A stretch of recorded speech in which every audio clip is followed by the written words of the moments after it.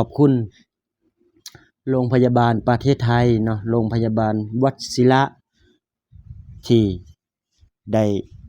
ไปคลอดเพิ่นออกมาเนาะพี่น้องเนาะก็เพิ่นก็บริการดีเนาะใจดีเนาะโรงพยาบาลไทยเพิ่นก็เนาะนี่แหละครับเฮาเป็นต่างดาวเฮามาอยู่ในประเทศไทยเนาะแต่เป็นเพิ่นคือเอาใจใส่และดูแล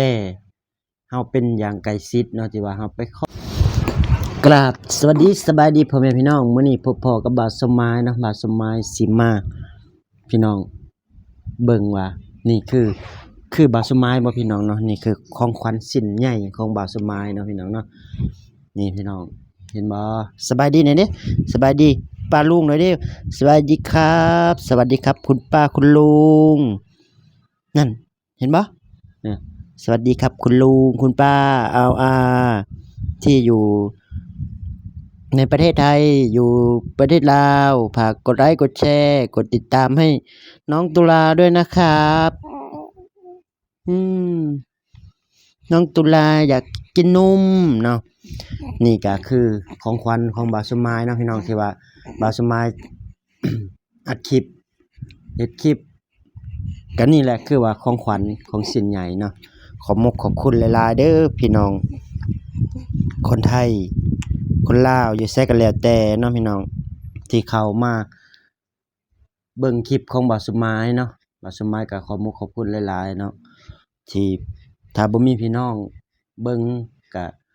บ่าวสมายก็บ่มีมื้อนี้เนาะพี่น้องเนาะแล้วก็ฝากพี่น้องเบิ่งโฆษณาให้บ่าวสมายเนาะเพื่อได้น้ำนมน้องตุลาเนาะพี่น้องเนาะนี่คือน้องตุลาเป็นคลิปแรกที่บ่าวสมายได้มาอัดคลิปลงเนี่ยก็เนาะขอบคุณโรงพยาบาลประเทศไทยเนาะโรงพยาบาลวชิระที่ได้ไปคลอดเพิ่นออกมาเนาะพี่น้องเนาะก็เพิ่นก็บริการดีเนาะใจดีเนาะโรงพยาบาลไทยเพิ่นก็เนาะนี่แหละครับเฮาเป็นต่างดาวเฮามาอยู่ในประเทศไทยเนาะแต่เป็นเพิ่นคือเอาใจใส่และดูแลเฮาเป็นอย่างใกล้ชิดเนาะที่ว่าเฮาไปคลอดบ่ไปไสก็แล้วแต่เนาะว่าไปใช้บริการอยู่โรงบาลเนาะพี่น้องก็คือนี่แหละครับที่เฮาเป็นต่างดาวและเฮามาอาศัยอยู่ในประเทศไทยเนาะเฮาได้ไปใช้บริการอยู่ที่โรงบาลวชิระเนาะได้น้องตุลามาเพิ่นเกิดวันที่1เนาะพี่น้องวันที่1ตุลาเนาะตอนประมาณเพิ่นนี่ก็ผ่าคลอดเนาะพี่น้องคือแม่เพิ่นนี่ก็ผ่าคลอดแล้วก็เข้าไปห้องผ่าตัดตั้งแต่ตี4ตี5เนาะพี่น้องมาได้ตอนประมาณ7โมงเนาะพี่น้อง7โมงกว่าๆเนาะ7โมงกว่าๆคือได้เพิ่นออกมาเนาะแต่เฮาก็ยังบ่ได้เห็นในตอนนั้นเนาะเพิ่นก็เป็นแบบว่าเขาเอิ้นว่าผิวแห้งเนาะแต่ตอนนี้ก็หายแล้วเนาะพี่น้องเนาะตอนนี้เพิ่นก็หายดีแล้วเนาะหน้าตาก็หล่อเราเอาอากาศอยู่เด้พี่น้องเอ้ยใหญ่มาจักหน่อยนี่เพิ่นสิพาทัวร์ไปทางใดแหละเนาะน้องตุลาพาทัวร์เนาะพี่น้องเนาะนี่แหละครับฝากพี่ๆน้าๆเป็นกำลังใจให้บ่าวสมายหน่อยเด้อครับได้มีกำลังใจเฮ็ดคลิปเนาะถ้าบ่มีพี่น้องก็บ่มีบ่าวสมายในมื้อนี้เนาะพี่น้องเนาะนี่เพื่อว่าได้ขนมเนาะได้ค่าขนมได้ค่านมลูกก็ว่าได้เนาะอันนี้อย่าดราม่าเด้อพี่น้องบ่าวสมายบ่ได้ว่าสิเอาลูกมาหากินนะบ่ได้เอาลูกสิมาประจานนะว่าอุ๊ยเอาลูกมาออกคลิปออกหยังเพื่ออยากขอรายได้อันนี้บ่แม่นเด้อพี่น้องเนาะบ่าวสมายตัดตัวนั้นออกไปเนาะทุกคนก็ตัดตัวนั้นออกไปเนาะคืออยากให้ฮู้ว่าบ่าวสมายมาอยู่ในประเทศไทยนี่มาใช้แรงงานอยู่ในไทยนี่ไปคลอดอยู่โรงพยาบาลใด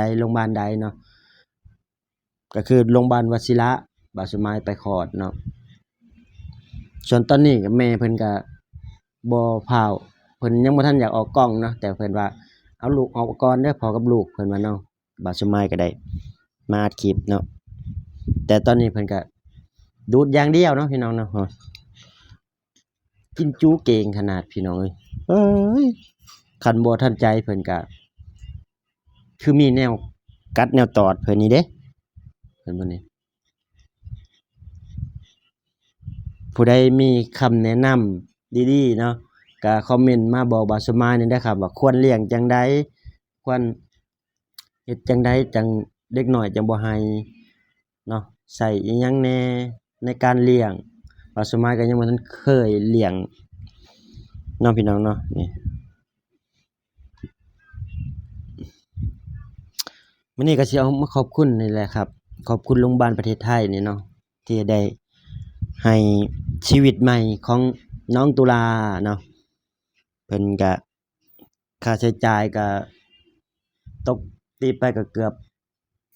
50,000เนาะพี่น้อง50,000 60,000เนาะประมาณนี้เนาะตีไปคร่าวๆเนาะยังบ่ทันรวมหันรวมนี่บ่ทันรวมค่ารถค่าล่างค่าไปเฮ็ดหั้นเฮ็ดนี่เนาะอันนี้คือรวมเป็นก้อนเลยคือตกจ่ายเป็นก้อนนี่ก็ประมาณ50,000เนาะพี่น้องตอนแรกก็ว่าเพิ่นสิคลอดทางธรรมชาติเนาะคลอดทางธรรมดาบ่คลอดบ่ได้เนาะพี่น้องเพราะว่าน้ำค่ำมีหยังไผว่าน้ำค่ำแตก2เทื่อยังบ่ทันไปโรงบาลเนาะยังบ่ทันไปโรงบาลพอจนว่าเจ็บแรงนะพี่น้องจังได้พาไปเนาะ